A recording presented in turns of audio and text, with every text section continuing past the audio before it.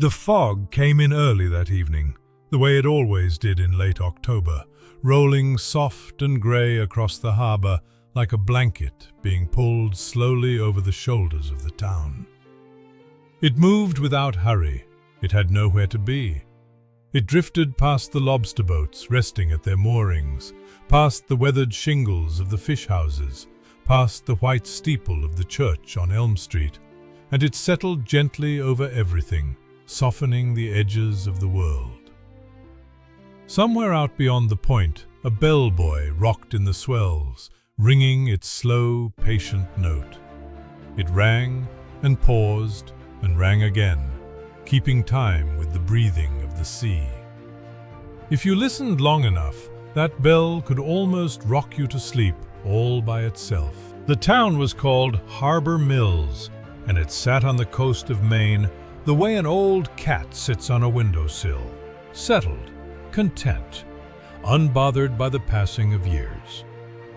The streets were narrow and lined with maple trees, and in late October, those maples let go of their leaves, a few at a time, red and gold and amber, drifting down onto the sidewalks and the porch roofs and the hoods of pickup trucks that had been parked in the same driveways for 30 years.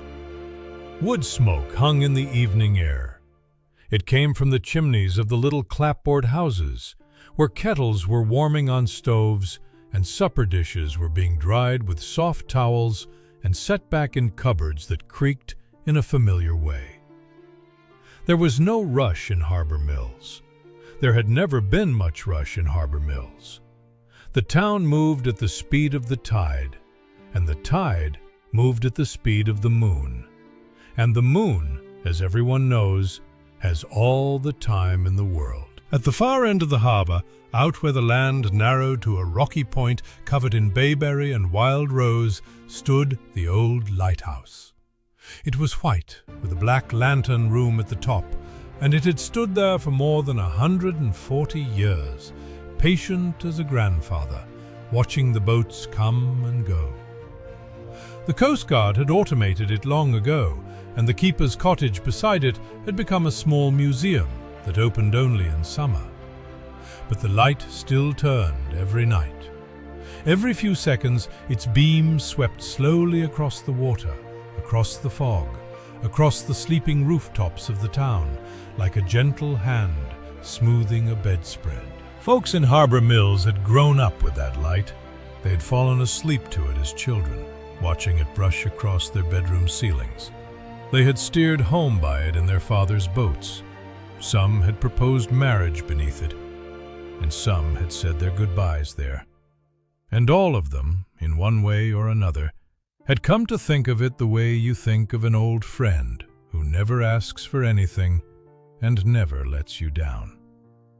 And on this particular evening in late October, with the fog settling in and the bell buoy ringing its slow song, an old man in a wool coat was lacing up his walking shoes by the door of the small yellow house on Chestnut Lane, getting ready to go and visit that lighthouse, just as he did every year when the leaves came down. His name was Thomas. Thomas Whitfield was 78 years old, and for 41 of those years he had carried Himalayan Harbor Mills.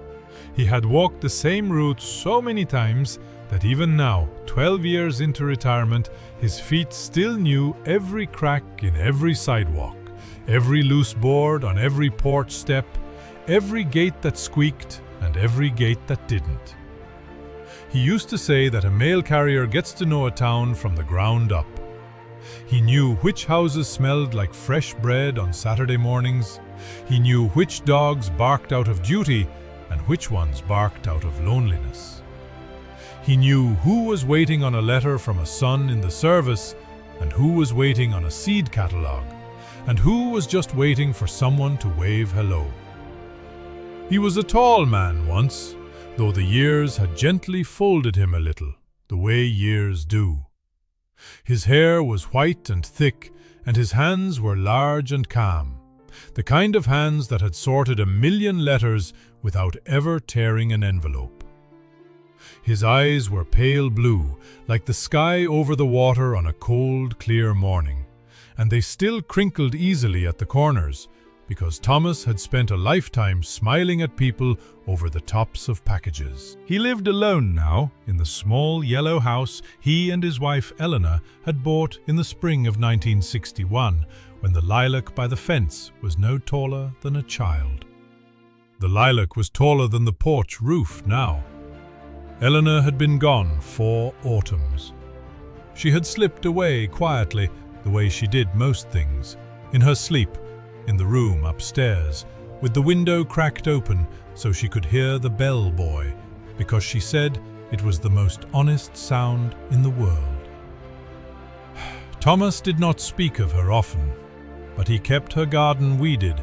He kept her teacup, the one with the painted bluebirds, on its hook by the stove.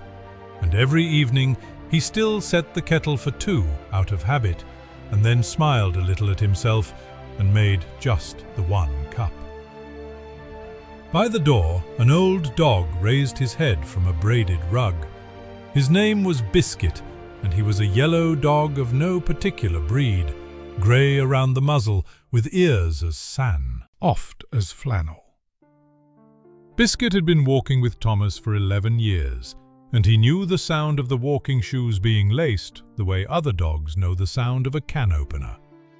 He rose slowly, stretched his front legs long and low, yawned a great squeaking yawn, and came to stand by the door with his tail swinging in slow, easy strokes. "Well," Thomas said softly, "I suppose it's that time again, isn't it?" Biscuit thumped his tail against the doorframe. Thomas took his wool cap from the peg. He took the old canvas mail satchel too, the one the post office had let him keep when he retired, its leather strap worn smooth and dark from 4 decades of resting on his shoulder. He didn't carry mail in it anymore.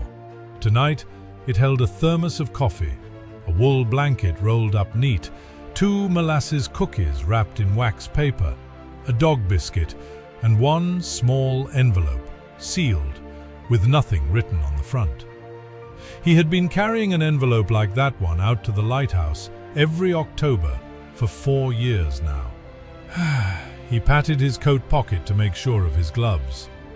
He looked once around the warm little kitchen, at the kettle, at the bluebird teacup, at the last of the evening light resting on the wooden floor, and then he opened the door, and he and Biscuit stepped out into the soft grey evening, and the screen door closed behind them with the same gentle clap it had made for 65 years. The air smelled of salt and wood smoke and wet leaves, all mixed together the way it only smells in a coastal town in autumn. Thomas breathed it in slowly. It was the kind of air that made a person feel that everything, somehow, was going to be all right. They walked down Chestnut Lane at an unhurried pace, the old man and the old dog, their footsteps soft on the leaf-covered sidewalk. Porch lights were coming on, one by one, glowing warm and gold through the thickening fog. In the Hendersons' front window, Thomas could see the blue flicker of a television and the shape of Ed Henderson in his recliner, right where Ed Henderson had been sitting every evening since Eisenhower was president. Thomas raised a hand as he passed, out of habit, though Ed couldn't see him. Some greetings you give just because it feels right to give them. At the corner of Chestnut and Maine, the street lamp buzzed faintly, and a few moths made their slow circles in its light. Thomas paused there a moment, as he always did, and let Biscuit sniff the base of the lamppost, which Biscuit read the way other folks read the morning paper. There was no hurry. The Lighthouse would wait. It always waited. Main Street was quiet. The hardware store was dark, its window display of rakes and rubber boots standing at ease until morning. The barbershop pole had stopped turning for the night. But down at the end of the block, the windows of the Harbourside Diner glowed warm and yellow, and Thomas could see the shapes of a few regulars at the counter, hunched comfortably over their coffee cups. He hadn't planned to stop, but the light looked so warm, and the fog was settling cool on his shoulders. And besides, Martha would never forgive him if she saw him walk past. The bell over the diner door gave its little jingle as he stepped inside. The warmth wrapped around him at once, the smell of coffee and fried potatoes and apple pie, the low murmur of the radio playing something slow with a lot of strings in it, the soft clink of a spoon against a mug. "Well, look what the fog blew in," said Martha from behind the counter. She was somewhere north of 70 herself, with silver hair pinned up and a pencil behind her ear that she hadn't actually used in years. She'd been pouring coffee at the harborside since her mother ran the place, and she poured Thomas a cup now without being asked. Because some questions don't need asking after 50 years. "Evening, Martha," Thomas said, settling onto his usual stool. Biscuit lay down at his feet with a contented sigh, and Martha, without breaking stride, set a small dish of bacon ends on the floor beside him. "Headed out to the point, I expect," she said. It wasn't a question. She glanced at the calendar on the wall beside the pie case, the one from Peterson's feed store with a painting of a covered bridge on it. "Leaves are about down. It's that time." "It's that time," Thomas agreed. Martha wiped the counter in slow circles, though it was already clean. "Eleanor used to come in here every year, night before your walk," she said gently. "She'd sit right where you're sitting and order one slice of apple pie with 2 forks, and she'd say, 'Martha, don't tell Thomas, but the walk is my favorite day of the whole year.'" Martha smiled at the counter. "As if you didn't know." Thomas smiled too, and turned his coffee cup a slow half-turn on its saucer. "I knew," he said softly. The radio played on. Down the counter, old Walter Beaudry from the boatyard nodded into his chowder, and the coffee machine gurgled peacefully. And outside the window, the fog drifted past the street lamp like slow smoke. Nobody felt any need to fill the quiet. In Harbour Mills, quiet was considered good company. After a while, Martha cut a slice of apple pie, wrapped it in wax paper without a word, and tucked it into a paper bag. She set it on the counter in front of Thomas and patted his hand once, briefly, the way you might touch a letter before you mail it. "For the walk," she said. "On the house. Same as always." Thomas thanked her, left $1 under his saucer anyway, because he always did, and she always pretended not to notice, and he and Biscuit stepped back out into the evening. The fog had thinned a little, the way it sometimes does just before dark, and through it the first sweep of the lighthouse beam came riding slow across the rooftops. Thomas stood a moment on the sidewalk and watched it pass.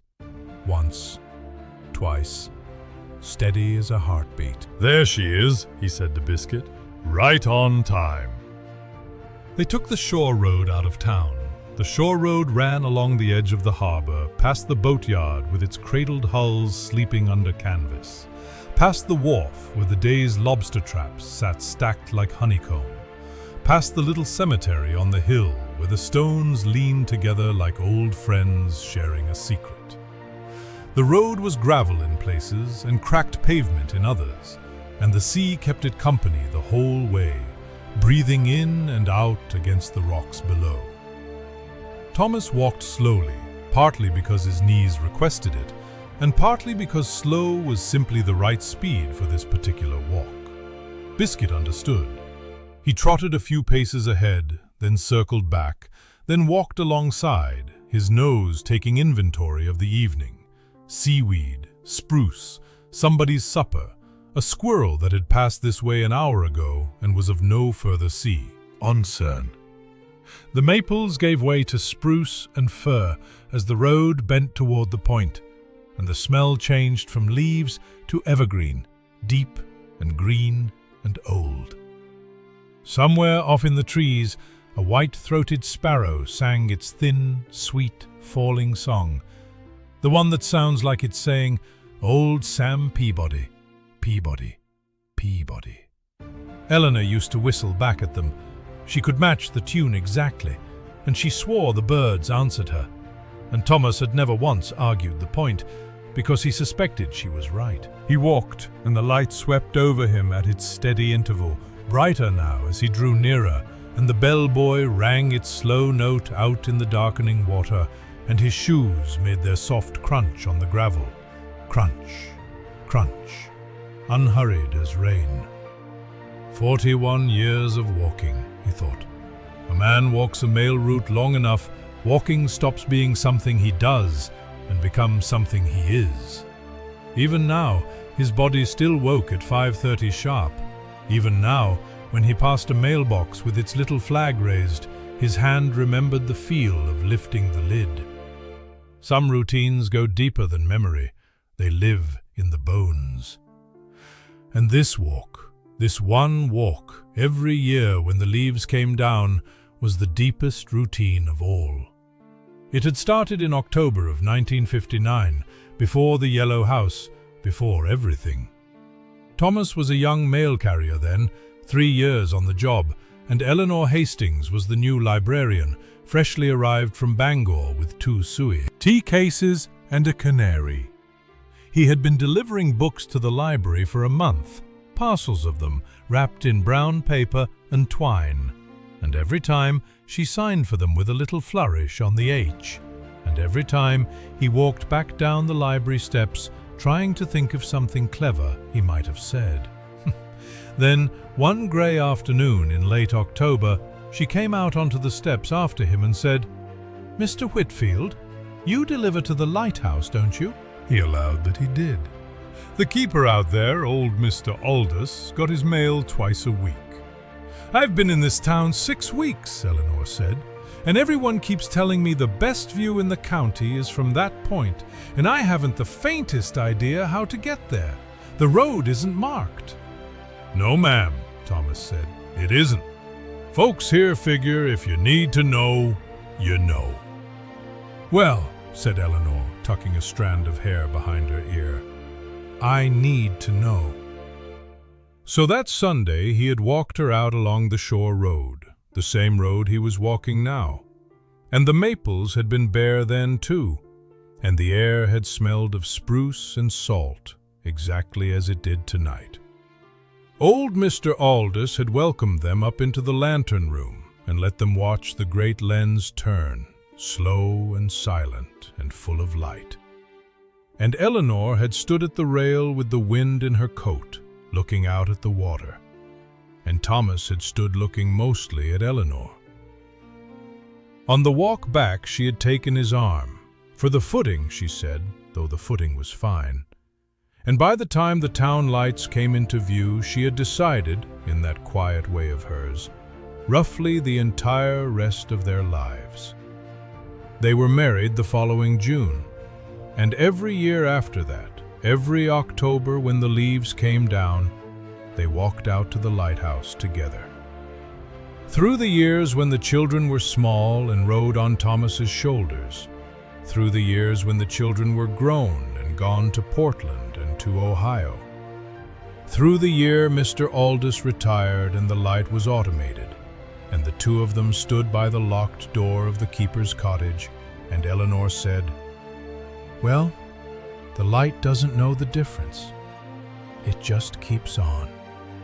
Through slow years and hard years and years that passed like a single afternoon. 60 times, more or less, they had made this walk. The 61st time, and every time since, Thomas had made it with Biscuit. The road climbed a little as it neared the point, and Thomas took it slow, resting once with his hand on a granite boulder that had been resting there itself for 10,000 years, and was glad of the company. The fog had drawn back out to sea, the way it sometimes does at dusk, as if the evening had taken a deep breath, and above him the first stars were coming out, faint and patient, and the sky in the west still held one last band of dusty rose over the hills. And then the trees opened, and there it was. The lighthouse stood white against the darkening sky, taller than memory always made it, its lantern room glowing softly at the top. The beams swung out over the water, slow and wide, touching the swells one after another as if counting them. Below it, the keeper's cottage sat shuttered for the season, its little porch holding a drift of oak leaves in one corner. The wild roses along the path had gone to hips, round and red as hollyberries, and the sea moved against the rocks below with a sound like slow breathing. Hush, and hush, and hush. Thomas stood at the edge of the clearing and let the light sweep over him once, twice, 3 times. Biscuit sat down against his leg, warm and solid. "Evening, old girl," Thomas said to the lighthouse. He had always called it that. Eleanor had started it. He spread the wool blanket on the flat granite ledge where they had always sat, on the sheltered side, out of the wind. He poured coffee from the thermos into the cup, and steam rose from it and drifted away. He unwrapped Martha's apple pie and set it on the wax paper between where he sat and where, for 60 autumns, Eleanor had sat. And he laid the second fork beside it, because some things you do not because they are needed, but because they are true. Biscuit got his dog Biscuit and a corner of pie crust, and gave in return a sigh of perfect contentment, and lay down with his chin on Thomas's shoe. The light turned above them. The sea breathed below. The last rose color drained gently out of the west, and the stars came on in ones and twos, unhurried, like porch lights down a long, familiar street. Thomas ate his pie slowly and let the memories come as they pleased. That was the arrangement he had with this place. He didn't go looking for the memories. He just sat still, and they came walking up the shore road to find him, the way friends do. He remembered Eleanor teaching their daughter to skip stones off the rocks below, both of them laughing, their hair whipping in the wind, the stones going plip, plip, plip across the water. He remembered a 4th of July when the whole town gathered on the point and the fireworks bloomed over the harbor and fell as slow golden rain. And Eleanor held his hand and a paper cup of lemonade at the same time and spill at neither. He remembered snow out here once, earlier snow, huge soft flakes falling into the beam of the light so that it looked like the lighthouse was sweeping the stars themselves out of the sky. And Eleanor saying, "Now that, Thomas, is worth cold feet." He remembered ordinary evenings too, and these were somehow the best of all. Evenings with nothing to mark them, coffee and pie and the light going around, and Eleanor humming something from the radio and the bellboy keeping time, and no need for a single word between them. A whole marriage, he thought, could be measured in comfortable silences. Theirs had been rich with them. When the pie was gone, Thomas wiped his hands on his handkerchief and reached into the old canvas satchel and took out the small sealed envelope. Inside the keeper's cottage, on a shelf by the window, the Historical Society kept the old lighthouse logbook, the last one, the one Mr. Aldous had been writing in when the light was automated. The final entry, in the old keeper's careful hand, read simply, "Light in good order. Wind northwest. Light. All's well." Half the pages after it were blank. Years ago, the Historical Society had given Thomas a key to the cottage because he was the sort of man towns give keys to. And 4 autumns ago, on the first walk he made alone, he had found himself standing at that shelf with his heart full of things that had no place to go, and he had done the only thing that 41 years at the post office had taught him to do with words that mattered. He had written Eleanor a letter. He wrote her one every year now over the course of October, a few lines at a time at the kitchen table in the evenings. Small news, mostly. The lilac had a good spring. The Hendersons' granddaughter got mare. Arid. Biscuit is grey as a dumpling now, but still chases gulls in his dreams. You can see his paws going. Your bluebird teacup is right where you left it. I am eating my vegetables, more or less. The garden misses your hands, and so do I. And every year, on the night of the walk, he carried the letter out to the point and let himself into the quiet cottage and slipped the envelope between the blank pages at the back of the logbook with the others. Delivering the mail, one last route, the most important one he'd ever carried. He did that now. The cottage door opened with its familiar small complaint, and inside the air was still and cool and smelled of old wood and lamp oil and time. The beam from the tower above passed the windows in its slow rhythm, filling the little room with soft light and letting it go, filling it and letting it go, like the whole house was breathing. Thomas laid the envelope with the others, 5 of them now, resting together in the back of the logbook, like letters waiting in a mailbox on a quiet street, and he stood there a moment with his hand flat on the closed cover. "All's well," he said softly, in the old keeper's words.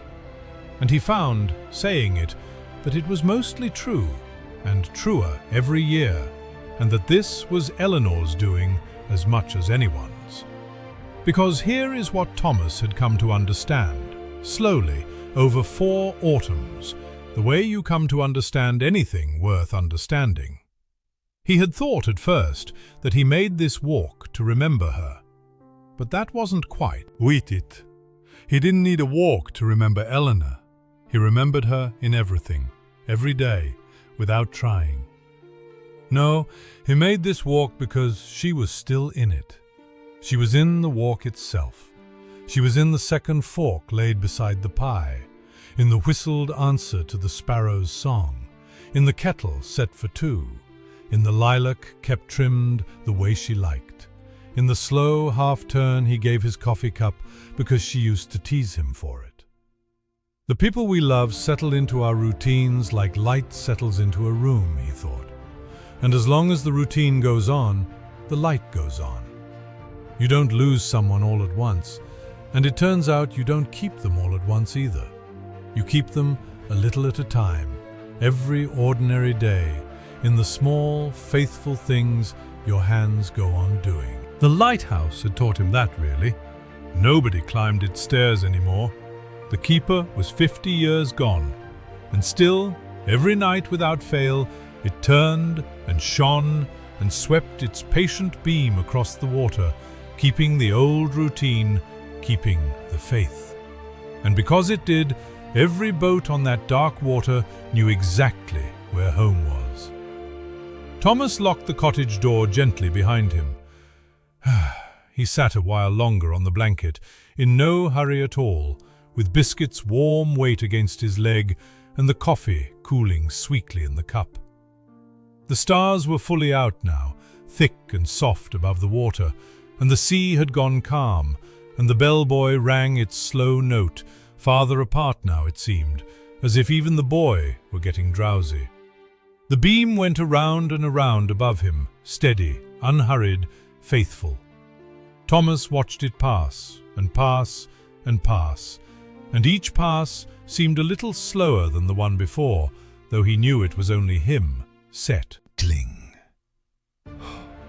"Good walk," he said quietly, to Biscuit, to Eleanor, to the lighthouse, to the night in general. Biscuit's tail stirred once against the granite, softly, like a page turning. After a while, Thomas folded the blanket and packed the thermos and the wax paper away in the old satchel and shouldered its worn strap, and he and Biscuit started slowly back down the shore road toward the lights of town.